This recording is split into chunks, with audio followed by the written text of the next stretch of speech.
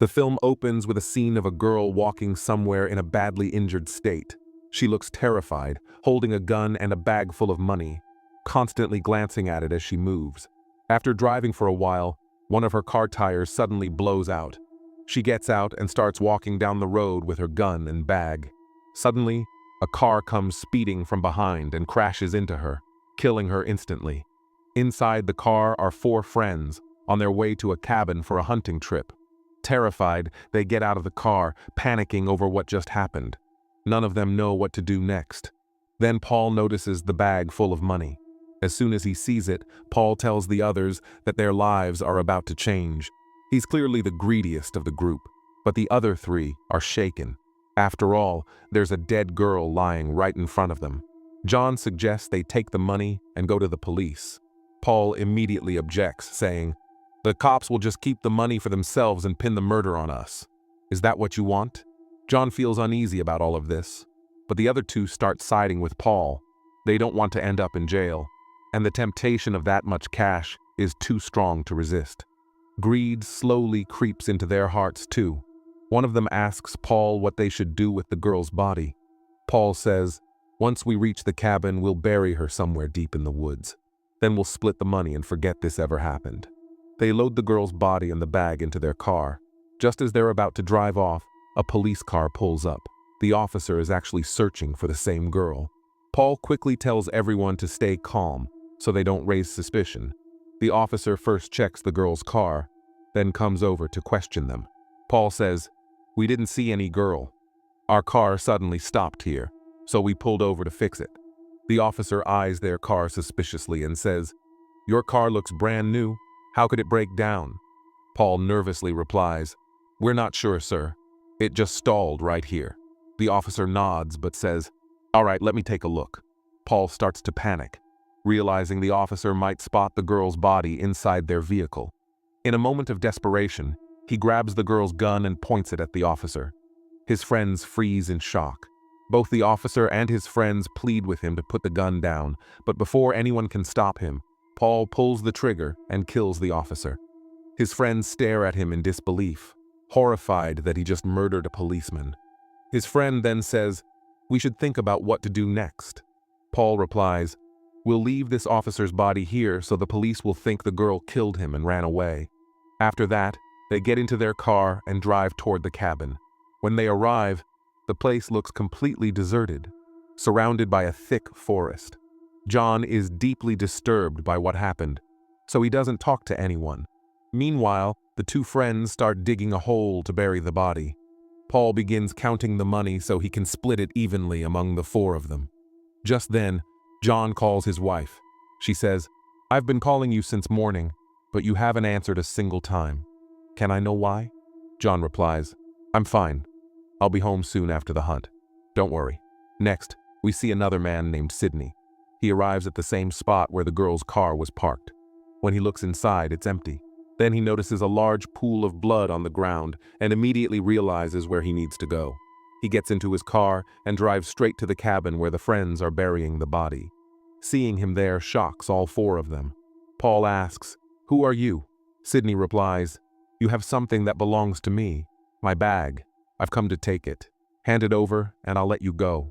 They're confused about how Sidney even found them.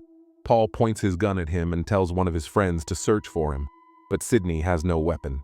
Once again, he calmly says, "Just give me my bag and I'll leave." Paul asks, "How did you find us? Does anyone else know about this?" Sidney answers, "I don't know about anyone else, but I know everything about you. In fact, there are many things I know besides you. That's why I'm telling you to give me my bag so I can leave quietly." They don't understand how he can be so calm. He isn't getting angry or saying anything. Then they hear noises coming from the woods and assume maybe Sidney's men are aiming at them. So John and his friend grab guns and head out to check the forest. Paul asks Sidney, "How many men do you have in the woods?" Sidney says, "I came here alone." But Paul doesn't believe him and drags him down to the basement and ties him up. Meanwhile, when John and his friend are in the forest, they find an animal trap. As they're inspecting it, they spot a man nearby. Seeing the guns, the man panics and runs, but they catch him and bring him back to the cabin. Paul asks, "Where are your companions?" The man, crying, replies, "I don't know what you mean. My house is nearby. Please let me go to my daughter and wife. I haven't done anything." He's terrified. His voice makes it clear he's telling the truth. John says, "Look at him. He's in no condition to be part of this." I don't think he knows anything, but Paul replies that now the man has seen them. If he goes to the police, all 4 of them could end up in jail. "So we have to kill him," Paul says. "This time someone else will have to do it." Reluctantly, John's friend says, "I'll do it." The man keeps begging for his life, and seeing this, John's friend can't bring himself to shoot, but then Paul points a gun at him and forces him to pull the trigger. Out of helplessness, John's friend fires, killing the man instantly. Shocked by what he's done, John's friend freezes for a while, unable to process that he's just killed someone. Meanwhile, John starts disposing of the bodies. Paul goes to Sydney, who confronts him, saying, "You killed an innocent man, and you knew he was innocent. Now you're starting to enjoy hunting people. You're not doing this to survive anymore, you're getting used to it."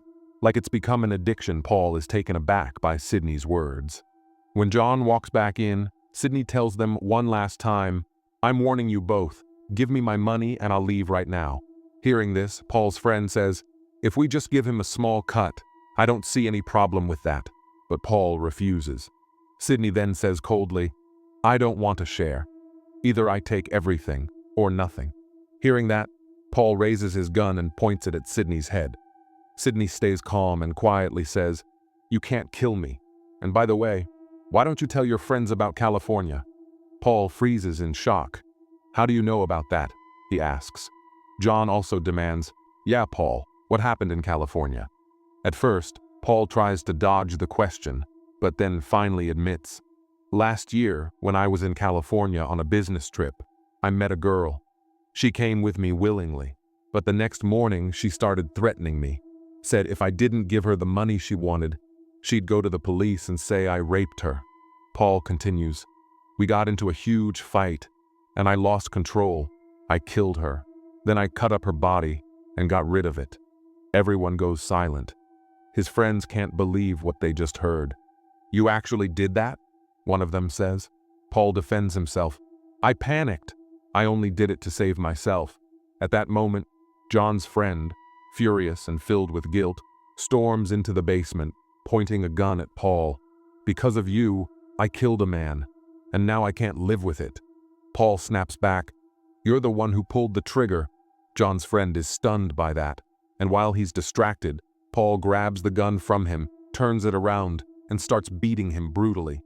Paul's friend and John rush in to stop him, but when Paul refuses to stop, his friend smashes the gun against Paul's head, knocking him unconscious.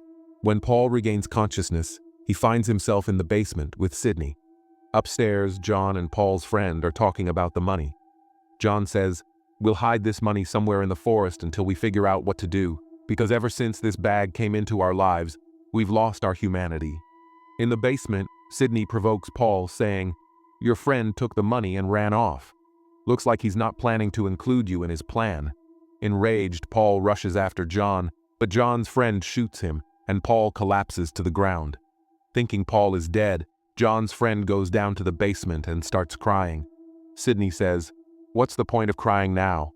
You didn't want to kill that man, yet you did, and now you've shot your friend.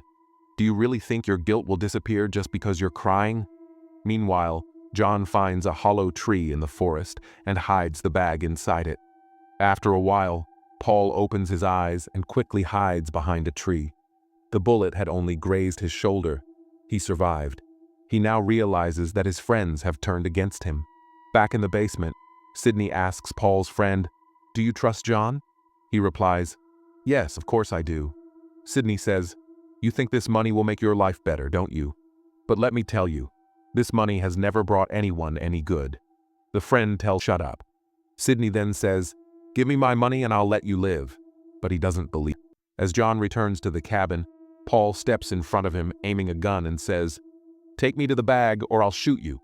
John throws his own gun and says, "I'm tired of all this. If you want the money, I'll take you there." But on the way, he cleverly leads Paul down a path filled with animal traps. Paul's leg gets caught and he screams in pain. Instead of helping him, John grabs his gun and runs back to the cabin, where he tells his friends everything. After hearing it all, John's friend says, "Paul is our friend. We can't just leave him to die like that." Sydney replies, "You still have one last chance. Give me my money." When Paul's friend started threatening Sydney again, Sydney said, "I know everything about you. How could you betray your own friends?" Before Sydney could say anything more, Paul's friend shot him in the head. Suddenly, a strange sound started echoing through the air. Everyone screamed in pain as the piercing noise hurt their ears terribly. After some time, they reached the spot where John had hidden the money. Paul saw them on the way and quietly followed. On the path, Paul found John's gun and decided to keep it. Moving ahead, John asked Paul's friend, "Are you hiding something from me?" Paul's friend replied, "Yes, and please forgive me. Your wife and we were involved." John was stunned. Enraged, he shouted, "I treated you so well. You both betrayed me. This was going on for so long and you never told me?" Furious, John pointed his gun at his own head, but didn't pull the trigger. Instead, he said, "We'll take the money and leave this place. After that, I never want to see your face again." At that moment, we see Sydney suddenly open his eyes. He's alive again, which means he wasn't human at all. Meanwhile, the three of them reached the tree where John had hidden the money. John's friend said, "Now let's go to Paul."